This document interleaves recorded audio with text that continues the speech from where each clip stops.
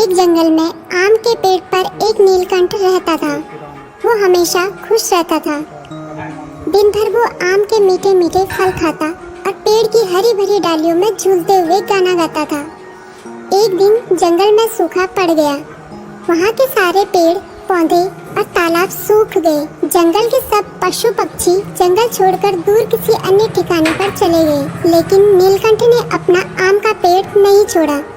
वो सारा दिन सूखे पेड़ की डाली पर बैठा ईश्वर से प्रार्थना करता और दर्द भरे गाना गाता था। फल और पानी न मिलने के कारण नीलकंठ कमजोर और दुबला होने लगा था।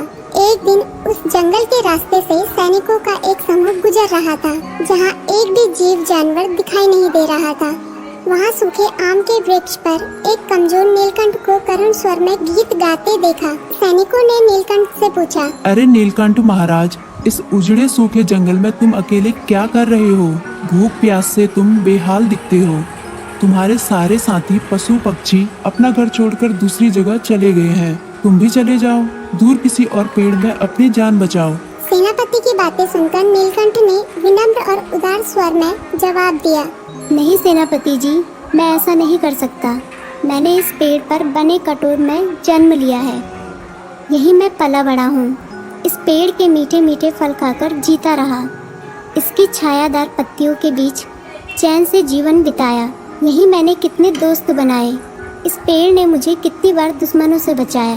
इसके साथ मैंने जीवन के कितने सुख भरे दिन बिताए। आज जब इस वृक्ष का बुरा वक्त आया है तो मैं इसे कैसे त्याग दूं? जिसके साथ सुख भरे दिन बिताए उसके साथ अब दुख के दिन भी बांटूंगा।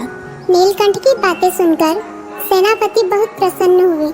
वे अपने सैनिकों के साथ उसी वक्त उस देश के राजा के पास गए और उन्हें उनके राज्य में सूखते जंगल का समाचार भी दिया और जंगल को बचाने की भी गुहार लगाई।